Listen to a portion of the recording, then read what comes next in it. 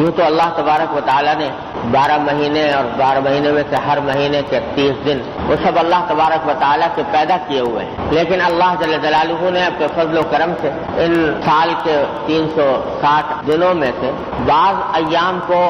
کچھ خصوصی فضیلت عطا فرمائی اور اس کے کچھ مخصوص احکام رکھے۔ یہ محرم کا مہینہ بھی ایک ایسا مہینہ ہے جس کو قرآن کریم میں حرمت والا مہینہ کہا ہے۔ اشہر حرم، حرمت والے مہینے۔ قرآن کریم نے بتلایا کہ 4 مہینے ہیں جن میں اللہ تعالیٰ نے حرمت رکھی ہے، ان میں سے ایک محرم کا مہینہ، اور خاص طور پر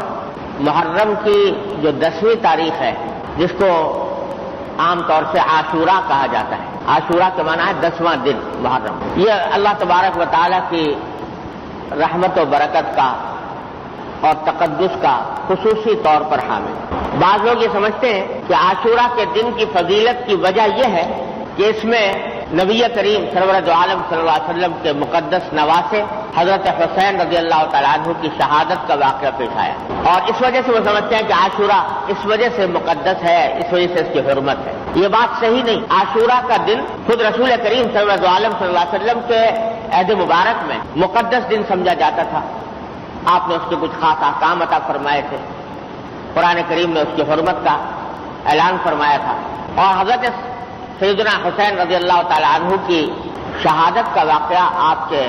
وفات کے بھی تقریباً 60 سال کے بعد پیش آیا۔ تو واقعہ یوں نہیں ہے کہ عاشورہ کی حرمت اس واقعے کی وجہ سے ہے، بلکہ یہ حضرت سیدنا حسین رضی اللہ تعالیٰ عنہ کی شہادت کا اس روز واقع ہونا یہ حضرت حسین کی مزید فضیلت کی دلیل ہے کہ اللہ تعالیٰ نے ان کو شہادت کا مرتبہ ایک ایسے دن میں عطا فرمایا جو پہلے ہی سے مقدس اور محترم چلا آ رہا۔ تو اس لیے یہ مقدس دن ہے جو انشاءاللہ تعالیٰ آنے والا ہے۔ تقدس کی وجہ اللہ تعالیٰ بہتر جانتے ہیں، کون سے دن کو اللہ نے کیوں فضیلت دی اور اس کا کیا مرتبہ رکھا،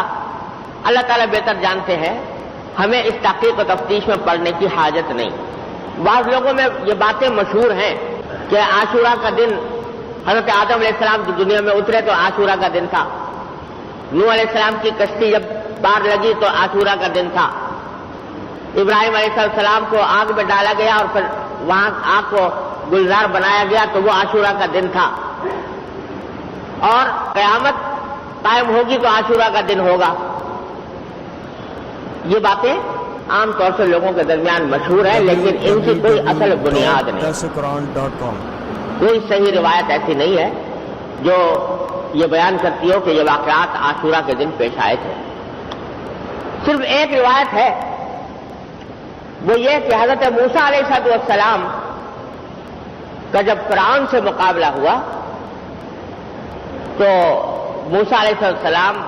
دریا کے کنارے پہنچ چکے تھے، سمندر کے کنارے، اور پیچھے فرعون کا لشکر آ رہا تھا، تو اللہ تبارک و تعالیٰ نے موسیٰ علیہ السلام سے کوئی حکم دیا کہ اپنی عصا کو پانی کے اوپر مارے، تو پانی پر مارنے سے وہ راستے بن گئے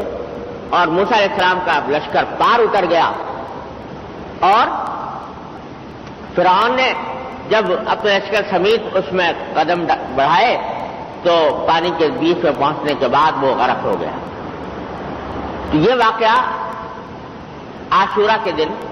پیش آیا تھا، اس کے بارے میں ایک روایت موجود ہے جو نسبتاً بہتر روایت، لیکن اور سارے واقعات جو مشہور ہیں ان کی کوئی اصل اور بنیاد نہیں۔ اور جیسا میں نے عرض کیا کہ اس تحقیق میں پڑھنے کی حاجت نہیں کہ کس وجہ سے اللہ تبارک و تعالیٰ نے اس دن کو فضیلت بخشی۔ یہ اللہ جل جلالہ کے بنائے ہوئے ایام ہیں، وہ جس کو چاہتے ہیں، جس دن کو چاہتے ہیں اپنی رحمتوں اور برکتوں کے نزول کے لیے منتخب کروا لیتے ہیں، وہی اس کی حکمت اور مصلحت کو جاننے والے ہیں، ہمارے اور آپ کے ادراک سے ماورا بات ہے۔ اس بات اس بحث میں پڑھنے کی ضرورت ہے۔ ہاں البتہ یہ ضرور ہے کہ جب اللہ تبارک و تعالیٰ نے اس دن کو منتخب کر لیا اس کام کے لیے، تو اس کا تقدس یہ ہے کہ اس دن کو اس کام میں استعمال کیا جائے جو نبی کریم سرور دو عالم صلی اللہ علیہ وسلم کی سنت کے مطابق، اور سنت کا جو سنت میں جو واحد حکم دیا گیا ہے عاشورہ کے دن وہ ہے روزہ. روزہ رکھنا 1 سال کے گناہوں کا کفارہ، یہ روایت میں آتا ہے کہ رسول اللہ صلی اللہ علیہ وسلم نے فرمایا. تو یہ ہے اصل حکم، اس کی کوشش کرنی چاہیے کہ اللہ تعالیٰ اس کی توفیق عطا فرمائے.